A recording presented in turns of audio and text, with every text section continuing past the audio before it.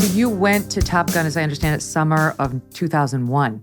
Yeah, I was in the last graduating class of Top Gun, the last group of students to graduate before September 11th. So I graduated in July of 2001, and our class was the last class to have graduated before 9/11.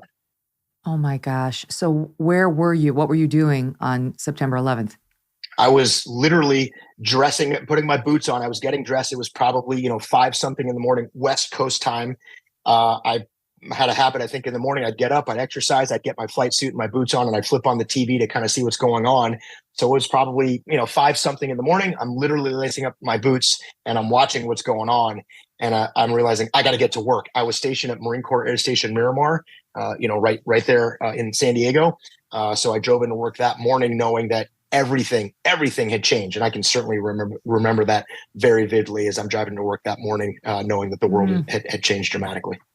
My God. I mean, like the training means so much more suddenly. This isn't just a drill. You are going to have to put this into use, and soon. Megyn, that's such a good point. It's such a great way to say it. When I went to Top Gun as a student, it was a peacetime military. And not that we didn't understand that we were training for what we did, but it's a little bit ethereal until something like that happens. And I knew that morning as I'm driving to work, we're going to war. I didn't know exactly how and when, but there was no question in my mind. And the way you described it is exactly right. That's exactly what I was feeling was, all this training, this isn't for fun. This is for the real world. And now the real world is going to expect us to go to war and take all that training and put it to good use. And that's exactly what happened. Now, correct me if I'm wrong, but my understanding is you became a Top Gun instructor from 02 to 05. So before they sent you over, because they did send you over to fight, yes. They wanted you to get some other guys trained to go help us fight because they recognized the dearth of qualified pilots we had to fly these jets. Yeah, so obviously 9/11 was a big deal. I was back in my squadron after graduating from Top Gun. We went within 6 weeks, I think we're on a carrier steaming to the North Arabian Gulf, flying combat missions. While I'm flying combat missions in Afghanistan, which was the kickoff, late 2001, early 2002. While I'm there, I get an email from the commanding officer of Top Gun saying, when you're done with this combat deployment to Afghanistan, we want you to come back. We want you to be a Top Gun instructor. So I knew while I was flying combat missions in Afghanistan that when that was over, I was going to come back from that deployment, which ended up being 7 or so months, and I was going to go up to be an instructor at Top Gun. It's starting in 2002, just like you described. I understand you're in the middle of fighting a war and there's a lot bigger stakes, but like there had to be a moment of like, holy crap, I'm going to instruct at Top Gun? Another great way to describe it. That's about how I felt was, holy crap, this is going to happen. And it's like you described.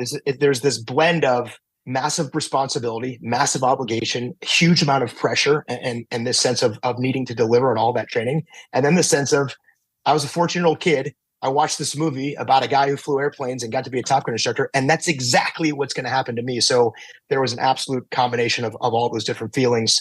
More than anything, it's a profession, and you feel this professional obligation. I was super excited to go, but more than anything, I wanted to go and do a good job. And that's what I remember feeling more than anything. You mentioned the F-18. What was the other main jet?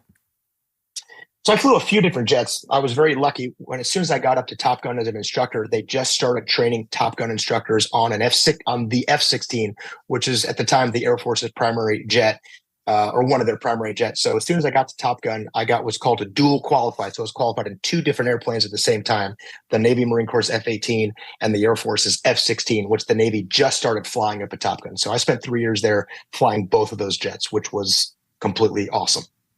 All right, I'm going to do my Chris Farley on SNL as a host routine. Was it scary? What was that like? I remember that skit. No, it was not scary. It was like 100% the coolest thing ever. Most people, and certainly at this time, this is back early 2000s, you got assigned a platform, which our jet, we call it the platform, the F-18. It was very, very unlikely you were ever going to see the inside of another airplane. So the fact that I got to see 2 at the same time was kind of very unique, very rare at the time.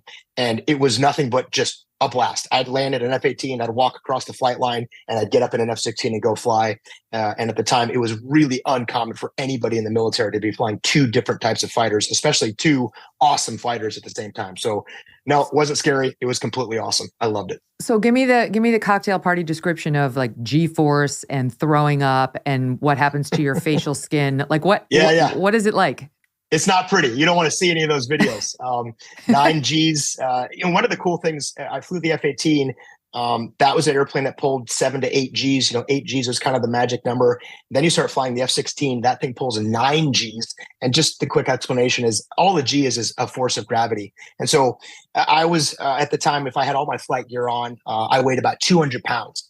And if you're flying around at 1G, you feel like you weigh 200 pounds. If you fly around at 9Gs, you feel like you weigh 1,800 pounds. So yeah, the skin on your face, all the pressure in your body, it can be really hard just to stay awake sometimes. So we have this training on how to manage those Gs. It doesn't look good, or sound good, but it's a really important skill to have. And obviously managing those Gs is a big deal. I never really got sick in an airplane. Maybe my first flight or two at the very beginning, I got a little nauseous, but I was fortunate enough to really enjoy being in the cockpit. And I loved flying under high G. It was a lot of fun. It was a lot of pressure, but you learn how to deal with it. And most pilots learn that skill pretty early in their fighter career. So more than anything, I've seen those videos. I've seen the videos of people falling asleep immediately. It's like they pass out. Why? Why do you pass out? You pass out because all the blood in your head, under the force of gravity, all the blood leaves your brain, and you literally fall asleep and pass out. And so the technique that we learn is how to squeeze your muscles to make sure the blood stays in your head. Because once the blood's out of your head, you literally pass out. That's possible? Like if you're feeling lightheaded even in civilian life, you could squeeze your muscles in a way that would keep the blood up there? I think there's a little bit different there in terms of why some people pass out. But if the reason you're passing out is that the blood is leaving your head under the force of gravity, you can squeeze your muscles and fight gravity and keep that blood inside your brain. And that's a technique we learned. What is to prevent, because you get a co-pilot, right? Nope, I flew by myself. I was a single seat pilot. I always flew alone. Well, what happens if you pass out? What if the technique doesn't work? It's not good. You got to stay awake. And in fact, Megyn, you're doing a very good job of highlighting like very legitimate concerns. We call it G-lock, G-induced loss of consciousness. We have sadly crashed a lot of airplanes that are perfectly flyable jets with pilots who have unfortunately not maintained their consciousness. In fact, we've developed software that I was lucky to participate in that development to have a plane recognize when the pilot has passed out, is not flying, to recover itself so you don't fly into the ground. But sadly, back then, it was unfortunately not the most uncommon thing for a pilot to lose consciousness and crash. That happened, not all the time, but it happened routinely. It's very sad. I'm curious if the pilot has if the plane has a pilot who's passed out and we're trying to get him back, does the plane need to go lower in terms of altitude, or does it just need to go slower to bring the blood flow back? It's not necessarily how high you are. When you slow down or really stop accelerating and stop maneuvering, the blood can come back pretty quickly. The problem is it takes a little bit of time for when you wake up from passing out to understand what's going on. And planes are flying so fast and pointing to the ground, going so quickly that sometimes that can be unrecoverable when planes crash doing that. And it's awful. It's an awful thing.